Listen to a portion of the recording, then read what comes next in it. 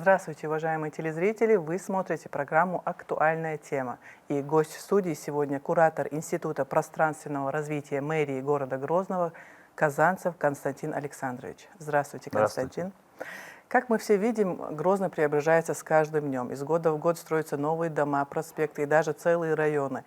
Мы лицезреем этот строительный бум и видим, как воплощаются в жизнь самые смелые инженерные решения и проекты. Расскажите, Константин Александрович, как долго функционирует ваш институт и какими проектами вы уже можете гордиться? Институт пространственного планирования был создан в 2023 году, в конце по поручению мэра города Грозного. Эта инициатива была запущена с целью выполнения поручения главы Чеченской Республики по реализации мастер-плана города Грозного, который был разработан тоже в 2023 году.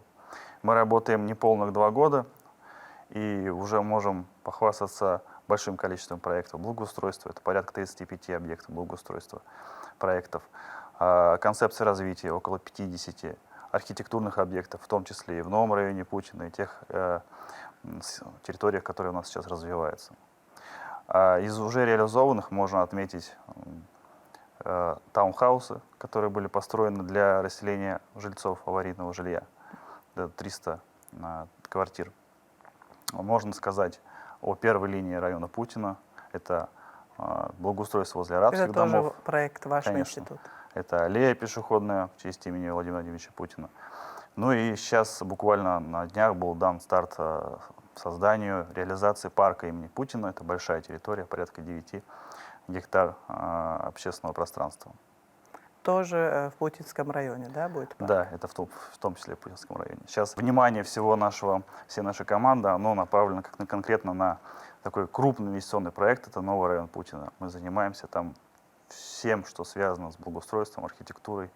А сколько времени затрачивается, чтобы вот создать такой крупный проект, так скажем? Ну, например, на парк Путина у нас ушло порядка 2 месяцев, и сейчас до сих пор мы прорабатываем, детализируем, там очень много разработок архитектурных элементов, которые требуют внимания. Скажите, вот как внедряется в мастер-план или в генеральный план Грозного проекты института? Они проходят какую-то проверку? Как проходит вообще? Ну, прежде всего, есть такая иерархия процессов, принятая в градостроительном мире. По иерархии процессов сначала разрабатывается мастер-план города, который включает в себя все аспекты развития города. Социальные, демографические, экономические, пространственные. Обосновываясь это все финансово, социологически, ну, соответственно, все идет через работу с жителями. Дальше этот материал ложится в такой нормативный документ, генеральный план, с жесткими правилами, привязками в координатах, зонированием, ограничениями. То есть те идеи, те замыслы, которые были заложены по развитию города, где будет жилой район, где будет общественное пространство, закладываются уже в графическую часть генерального плана. Следом Институт пространственного планирования, как такой проектный офис, который призван детализировать проектные решения мастер-плана, уже берется за эту работу. Поэтому все решения по развитию города уже приняты в мастер-плане и утверждены в генеральном плане. Мы работаем над детализацией и сопровождением реализации этих проектов. А если вот какие-то изменения, например, непредвиденные бывают в плане, и как вот внедряются эти изменения? Конечно, ну, город — это живая материя, постоянно изменяется. Сегодня приняли решение так сделать, в следующем году вот так. И это нормально. Мастер-план — это живой документ, который подстраивается постоянно. И институт как раз-таки и работает с этими изменениями. То есть если приходит какое-то поручение по изменению конструктивных решений планирования, то мы начинаем анализировать эту территорию, предлагать, рассматривать разные пути развития. А бывает, что вот невозможно изменить и вот в данной местности, что вот нельзя применить какой-то новый проект? Есть какие-то ограничения территориальные, то есть если, например, это федеральная земля, то с этим долго работать. Например, был лесопарк, захотели сделать фонд лесной, например, или наоборот, из лесного фонда сделать лесопарк. С этим трудности, но это просто временные ограничения, а по большому счету есть стратегия развития города, есть определенные смыслы, заложенные в мастер-план, и мы действуем по ним, немного изменяя, перенаправляя какие-то процессы. Но глобально принцип развития города уже предусмотрен. Вот вы сказали, что стратегия должна учитывать несколько аспектов, перечислили их. Соблюдается ли принцип комплексности при проектировании новых разработок? Конечно, в первую очередь есть некая идеология, например, ну, скажем, развитие города как полицентричного города. То есть проблема многих городов — это одно ядро, это уплотнение, усложнение инфраструктуры, социальной, транспортной и прочих. А полицентричность, которая у нас представлена в мастер-плане для Грозного, она поделяет разные центры в городе, объединяющие между собой инфраструктуры транспортной, социальной, инженерной, снимая нагрузку с центра.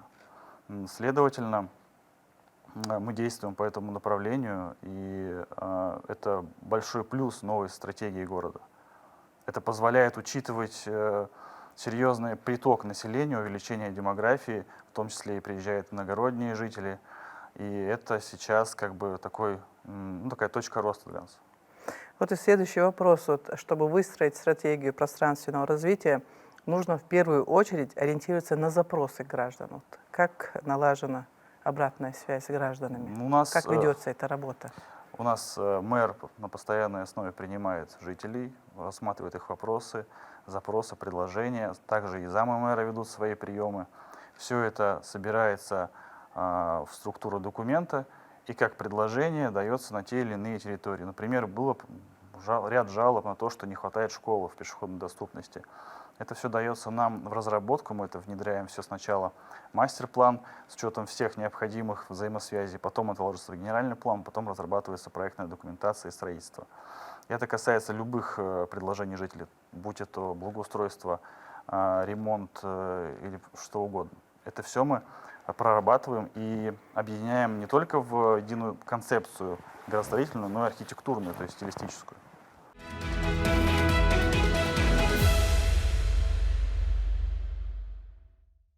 Расскажите о знаменитом Путинском районе. Вот вы в начале беседы упомянули, что вот некоторые проекты принадлежат институту. Вот именно какие проекты, кроме парка, так скажем, и сколько времени заняло именно вот над разработками этих проектов? Вся территория района Путина разрабатывалась порядка 2 лет. Это вся концепция. Начиналось это с департамента архитектуры, общая канва, общая структура разрабатывалась. Дальше это перешло по наследству к нам, мы начали работать над детализацией. Тонкости по вертикальной планировке, по размещению объектов, по размещению проездов, в том числе створов улиц и прокладки коммуникаций. Это все легло на нас, и мы прорабатываем совместно с специалистами из разных направлений. Например, принципиальная схема проездов и улиц — это решение, которое разработано институтом. Благоустройство створов, парка, аллеи, это все тоже разработано нами. Помимо этого есть ряд архитектурных объектов, которые сейчас уже строятся. Это 2-я линия, это 2-й сектор и 8-й сектор архитектуры. А вот эти водопады тоже? Конечно, мы тоже этим очень гордимся. Это, мне кажется, очень хорошо получилось. Путинский район пока еще не достроен, строительство идет, но есть ли еще какие-то сюрпризы, которые ждут жителей, туристов нашей республики, какие-то вот проекты, которые вот будут вот-вот в следующем этапе? Безусловно, следующий этап является закрывающим этапом, и мы уже хотим видеть завершение всего района. Сейчас уже построена новая развязка на пересечении проспекта Путина и Назарбаева. Планируется, идет подготовка к строительству новой 2-й развязки, которая соединит Старопруденковское шоссе и проспект улицы Назарбаева. Это тоже позволит сделать эту улицу более проницаемой, снизить нагрузку на эту структуру. Помимо этого, готовится ряд проектов благоустройства, например, продолжение от мечети Нижней вдоль Назарбаева по Назарбаева, то есть 1-я линия вот этих домов новых, она будет благоустроена. Также сейчас первое было приближение благоустройства развязки вот этой 1-й кольца, но вообще у нас идея там в следующем этапе реализовать такой небольшой экспозиционный комплекс, такой навес с историей, с новой историей России и Чеченской Республики, с таким перекидным мостиком через проезд. То есть можно будет попасть на это кольцо, погулять, посмотреть экспозицию. Будет очень интересно. Еще одним из ключевых моментов района станет уникальный пешеходный мост, который соединит бульвар с мечетью. Можно узнать поподробнее об этом плане и что из себя будет представлять этот мост и чем он зацепит туристов и жителей республики? Вообще эта часть района Путина довольно уникальная. Уникальная тем, что у нас на одной территории, на одном створе находятся 2 мечети, соединенные пешеходным бульваром, шириной 50 метров со всей необходимой общественной инфраструктурой, с первыми этажами коммерции. Но уникальность в том, что этот промежуток у нас более 1,5 километров, посередине размещается православный храм. И завершение, подход к главной мечети, которая у нас возвышается на холме, это венчается пешеходным мостом длиной 260 метров и шириной 15 метров, который будет внутри благоустроен. Там будут навесы, качели, озеленение. В этом уникальность. И сейчас мы рассматриваем, как еще обустроить и улучшить территорию вокруг мечети, чтобы это смотрелось акцентно, доминантно. То есть это можно дорабатывать, пополнять? Мы для этого и созданы, чтобы постоянно наращивать, улучшать, предлагать. Учитываете модные тенденции, Конечно, да? конечно.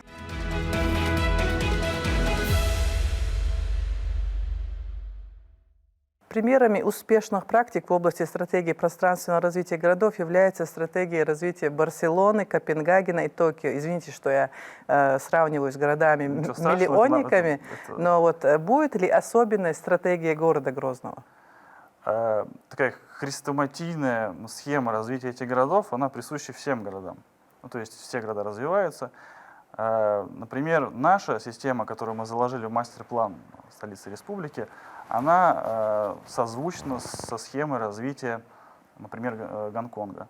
Это сейчас мы развиваем центр, и у нас есть лучевое развитие. Это улица Сайханова, Старопромысловское шоссе, Кадырова, Ларсанова. И мы обрастаем, грубо говоря, такой еще объездной трассой, сформируя при этом систему радиально-кольцевого маршрута развития города. Но при этом мы, как Гонконг, составляем на этом маршруте новые ядра, центры притяжения. Не формируем все и уплотняем, а распределяем. По этому принципу построена Москва, сейчас формируется, разгружая центр. По этому принципу построены многие другие большие города. Принцип Копенгагена тоже нам близок. Это такая пятипалая система, 5 пальцев, которые развиваются в разные стороны. То есть у них есть на каждом кончике пальца ядро, и они вот пешеходными и транспортными магистралями соединяют эти 5 пальцев. Наш принцип тоже с этим созвучен. Это современные тенденции, которые позволяют расширять города, которые демографически растут быстрее других. По поручению мэра столицы Чеченской Республики Хасмагомеда Кадырова в рамках мастер-плана города Грозного началась работа над созданием светового мастер-плана. Расскажите о нем. Как мне известно, этим проектом занимается ваш институт. Да, мы видим, как город Грозный выглядит днем, насколько он популярен у туристов, у жителей. Мы хотели его открыть немножко с другой стороны, с ночной Но ночью стороны. это совсем другая картина, да? Да, мы все с вами видим, как выглядит Грозный-Сити, как выглядит застройка вокруг него, мечеть. И мы бы хотели это подчеркнуть в других прилегающих улицах, тоже магистральных, широких, тоже проходимых улицах. И мы разработали проект на более чем 200 фасадов. Принцип, вообще фишка этой истории не только в том, что мы в едином стиле это делаем, а в том, что там у нас будет принцип демирования. То есть вечернее Что это за принцип?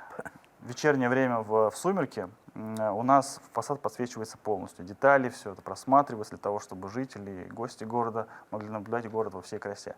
Ночью срабатывает демирование, то есть понижается количество светильников, подчеркиваются только общие объемы и габариты. При этом это не мешает жителям, экономит электричество. Ночью у нас меньше людей гуляет, но при этом те, кто прогуливается, видят очертания и силуэт этого города. Даже вот от первой линии Путинского района все, что вот я слышу, комментарии, что ночью это совсем другая картинка. Да, кстати говоря, этим тоже занимались мы, и это большая заслуга мэра и главы Чеченской Республики, которые в постоянной основе следили за этим процессом.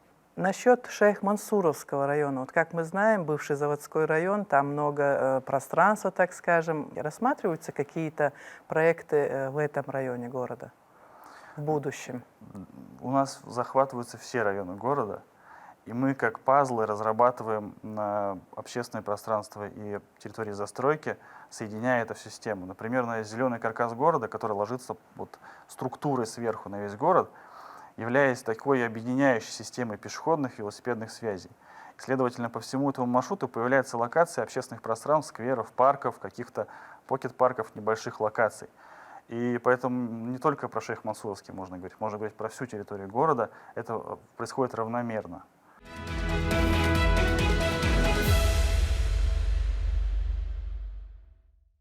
И напоследок, расскажите о своих сотрудниках. Кто эти творцы прекрасного? Сколько их и кто входит вот в вашу команду? У нас довольно небольшая команда в сравнении с институтами других городов. 11 архитекторов и еще 3 человека, которые отвечают за информационную политику, за продвижение нас в разные мероприятия, конкурсы. Архитекторы преимущественно большую часть жизни отдали как раз таким процессам, как пространственное планирование, архитектура, проектная документация. У нас есть 3 отдела. Это отдел архитектурного проектирования, отдел, который занимается архитектурными концепциями зданий, благоустройства, разработки малых архитектурных форм. Отдел пространственного планирования, который разрабатывает как раз схемы территориального планирования в тех локациях, где не застроенная территория, либо требует реновации.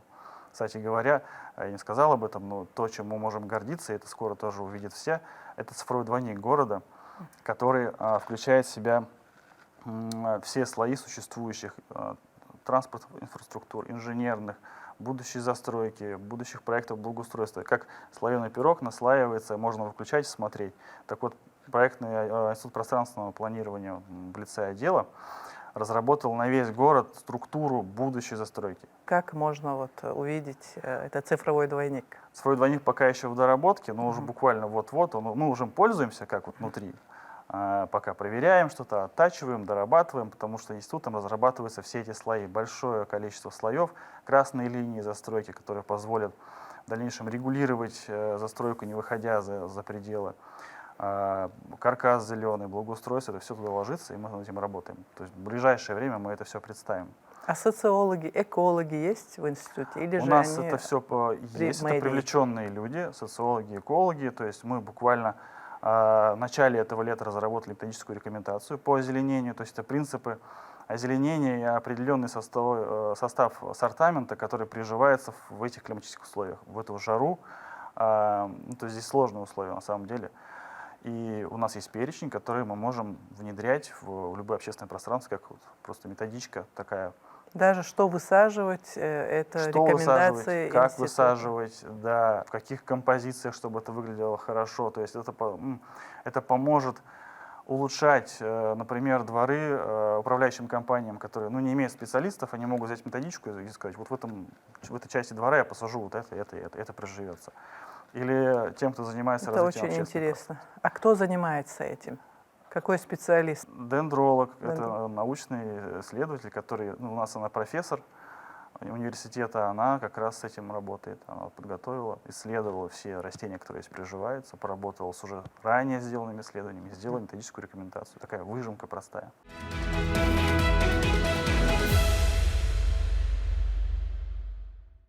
Спасибо за участие в нашей программе, Константин. Спасибо за то, что подробно ответили на наши вопросы. Я думаю, жителям будет интересно, что ждет Грозный в недалеком будущем.